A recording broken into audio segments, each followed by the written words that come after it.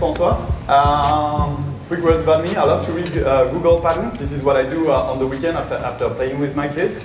I love to run tests with data, and this is why I built the on-call platform, which is a log analyzer, a crawler, and a data platform where you can plug any data source you want. I'm very happy to be here at Brighton because you know SEO is a big family, and as a big family, we have something special today. We are offering you 1 month free trial. You can send an email to BrightonSEO@oncall.com or come to our booth, but we all want to have beer after this, so feel free to send an email. And as a big family, we celebrate things. And today, this is the birthday of my mate homie. If you don't know him, this is the nicest guy in the room and a talented technical engineer. So please sing happy birthday to Omi. Happy birthday to you. Happy birthday to you. Happy birthday to you, Omi.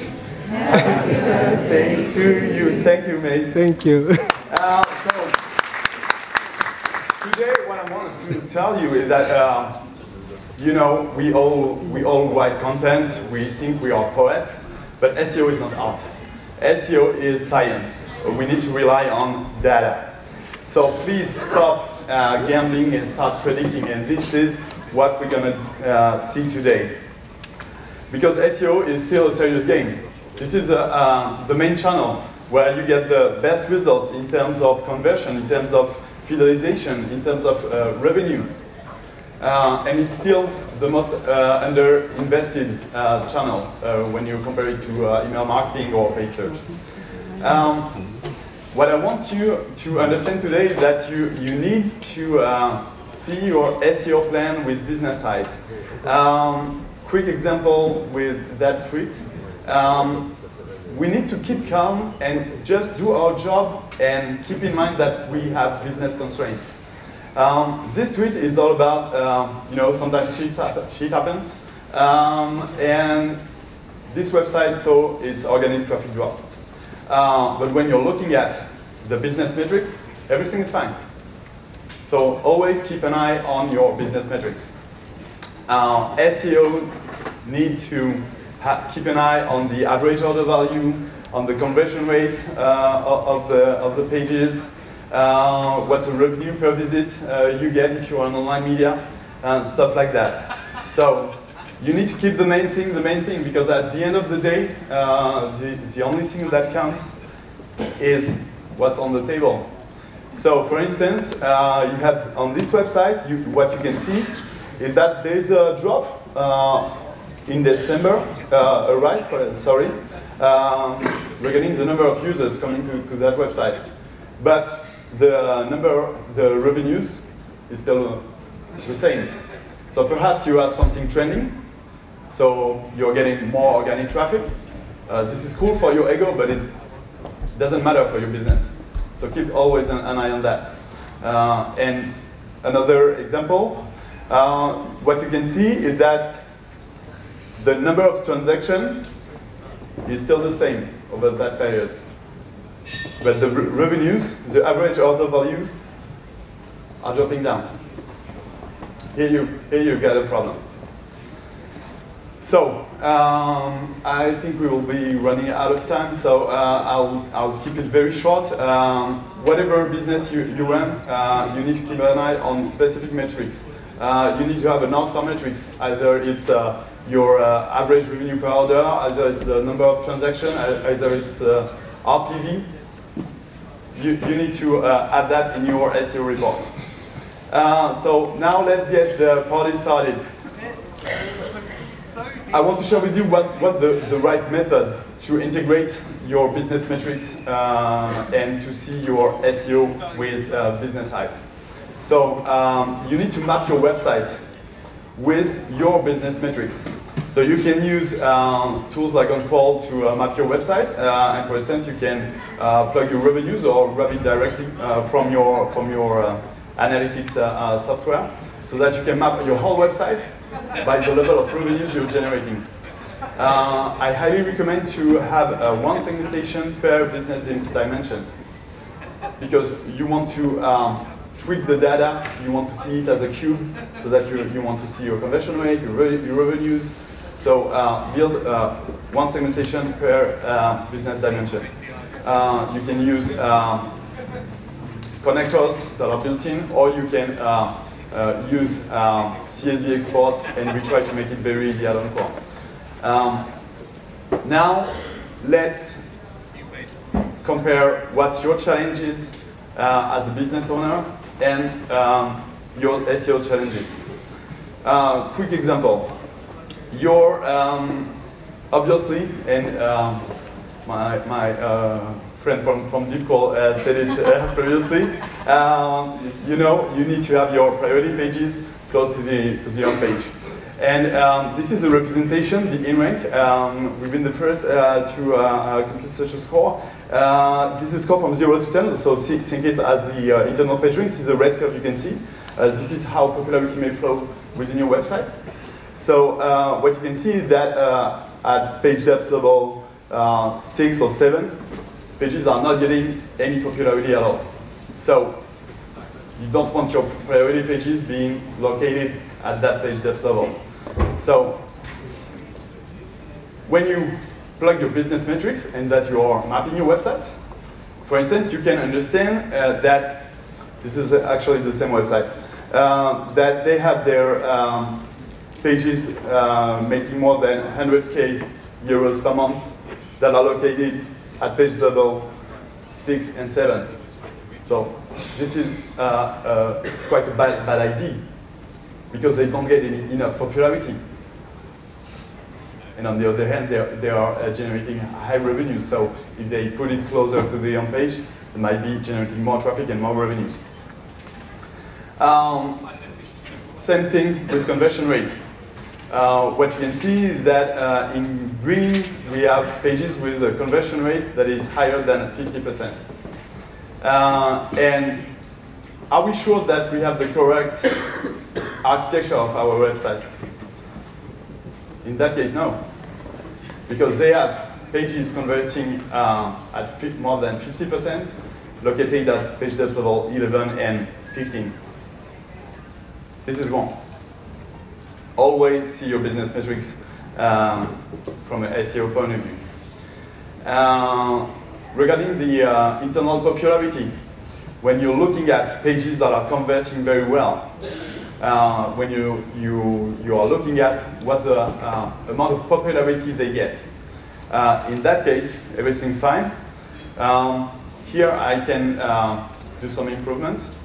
And in that case, this is really stupid, because you are not sending any popularity at all to pages that are converting very well. So revamp your internal linking structure.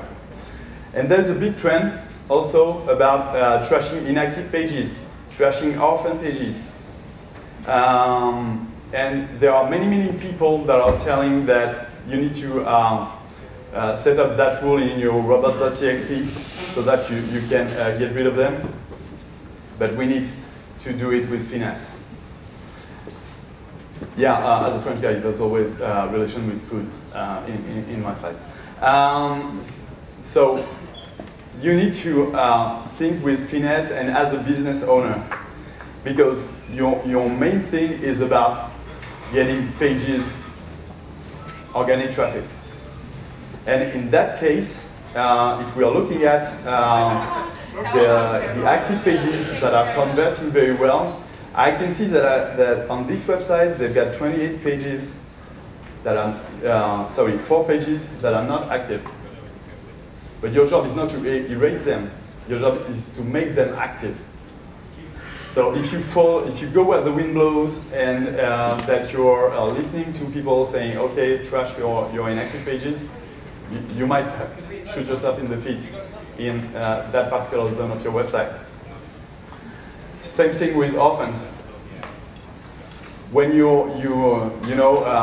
having too much orphans might hurt your total budget.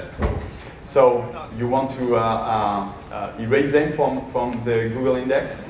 But look at your business metrics again, because there might be some orphan pages that are still generating traffic and still converting. So be very, very careful. And then, as you're thinking as a business owner, and as you are good technical SEO guys, this is the time to get some prediction. So, and we'll keep it very, very simple. Simply do your math. When you crunch the data, for instance, in on-call rankings, where we are combining logs, analytics, call data, and Google Search Console data, we have reports where we can understand how structured data are influencing click-through rates. So, I know how much traffic I get, I know what's my average CTR, and I know what are my pages with structured data. So, let's do the math. If I'm adding, so okay, you're asking yourself what can be the results of adding structured data on my pages. So if I'm adding structured data to pages that do not have this markup, then I can improve their CTR, obviously, because I saw previously that they get better CTR. So this is an actual example. This is a website and this is the actual CTR they got. And if they were applying the average CTR of pages with structured data, this is what they will get.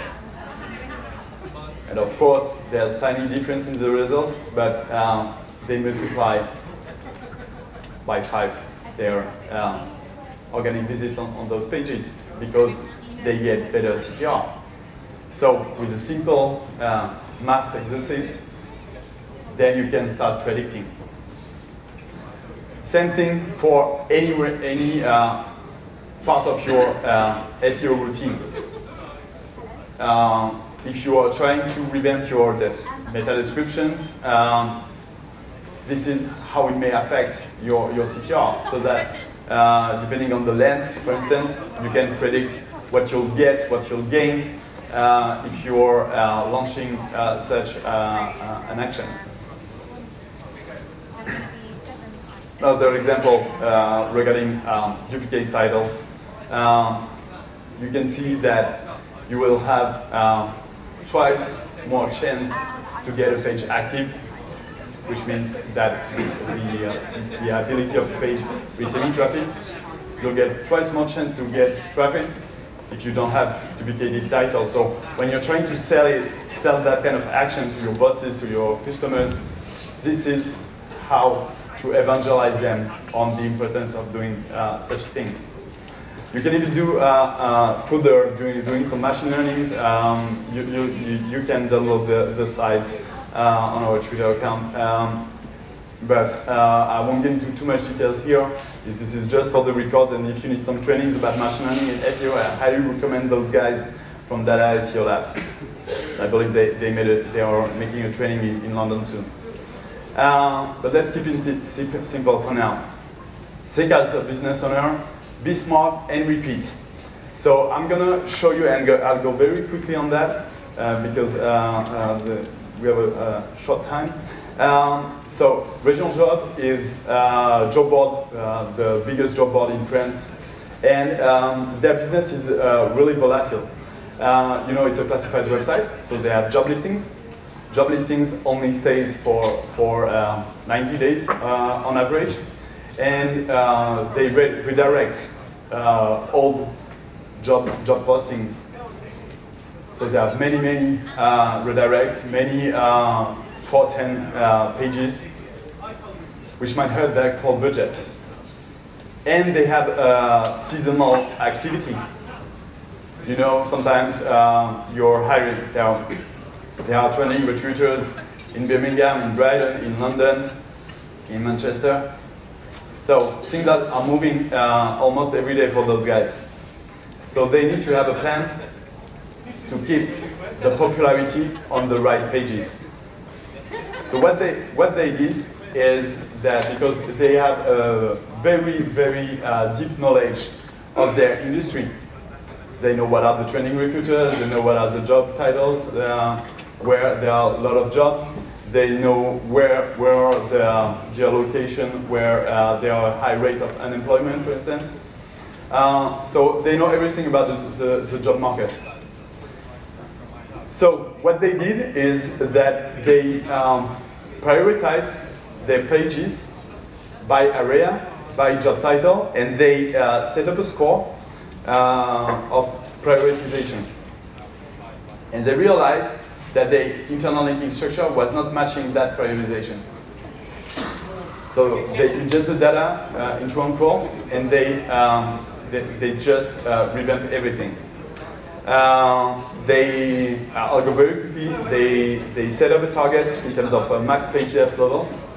And they use many techniques such as cascading sitemap, HTML sitemaps.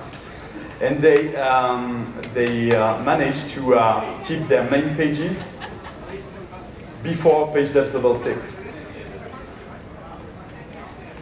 To do that, they set up some rules, but they also asked developers to have some SEO zones within the templates of their pages so that they can manually add some links if they needed to.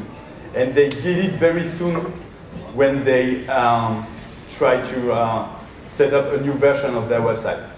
And they involved the whole IT team in that process. So they've been bulletproof at improving their internal popularity. And they monitor it very precisely. They managed to understand what zones of their website were contributing the most to their top priority pages. And they're using on a weekly basis on-call data to monitor if they keep things safe on that part. They get the right results. All pages are organized by their business priority and their business constraints. And this is the way to do SEO data-driven. And you can see here that they kept, this is a custom dashboard from on-call, and they keep an eye on the call frequency of their top priority pages. And what you can see is that they have a very high frequency on the top priority they want to rank for. And for God's sake, don't do stupid things. Think as a business owner. So I'm going to share a few quick examples about what you need to avoid. So this is a 7-second analysis. So this is a website about that is presenting weather on the seaside all over Europe. And their main pages are the one in blue, the category called reports, because they are displaying weather for surfers and windsurfers, stuff like that. So what we can see is that only 2% of the pages that are belonging to the report category are generating traffic. And when we're looking at the internal linking structure, we can see that this particular category, it only links to itself. And there is too few contribution from the other category to that part of the website. So of course, they are not generating traffic because they don't get any internal links, any internal popularity. So you get the information, you get your answer. You need to work very hard on your internal links in that case. Also, when you're looking at your logs, for instance, and that you map your website by, so this is an e-commerce vendor selling tires. So in green, you get the product pages. So when you're looking at logs, look at logs with business side as well. So this is the proportion of unique pages crawled by Google every day. So you get this by category. So brands are in yellow, product pages in green. And there's a category called Other, which is really tiny bar at the end of each bar. This is only 100 pages. per day that are crawled. 100 different pages. But when you're looking at how often Google is coming to that website, you can see that he's spending like 80% of his crawl budget to that particular category. And that category is a garbage category, pages that are no value at all. So what they did is that they made something, actually they revamped the internal linking structure, and directly from one day to another, Googlebot's behavior is changing. And you can see that when you're looking at the logs. So you can have a business approach to log analysis. And this is very important because as an e-commerce vendor, you want your product pages to be seen by Google. Other example, this is a 1 billion business. This is an e-commerce player from the US. They for years, all their SEO strategy rely on search indexing. So they made tons of listings of products to answer many, many queries. And so in that color, you can see all the search indexing pages. And in blue, you can see the product pages. This is weird, no? You only find product pages at page depth level 3, and the vast majority of the pages are not product pages. But this is an e-commerce vendor. Let's look at the internal popularity. What you can see is that the vast majority of the product pages were located at page depth level 3, which might be a good idea. But when you're looking at the in-rank, so the internal popularity of those pages, is close to 0. So they don't get any popularity because of their internal linking structure was focused on search indexing. So they're now losing rankings. When it comes to understanding your website with business size, you can also, and actually you can use any metric you have to map your website. It can be the number of visits, the number of keywords you're ranking for, the number of bot hits if you want. So, for instance, this is a mapping of a website by the number of keywords the pages are ranking for. So, what we can see is that on this website, pages that are ranking for keywords, for a number of keywords that is higher than 5 or 6, they are located deeper in their architecture, which is actually a good idea because there is less competition. The more keywords you have, the less competition you have. So it seems rational to get long tail pages deeper in your architecture. And then you can work on search intent and see search intent with business side. In that case, this is a website where they have click to collect. There's a click to collect business, so they've got a very large directory of shops. So they put all the shops, the directory, at the end of their architecture. So this is the navigational queries, and all the pages that are selling products online, they put it close to the home page. And they are doing things right. So keep in mind that you need to see your SEO action plan, your SEO metrics with a business owner mind.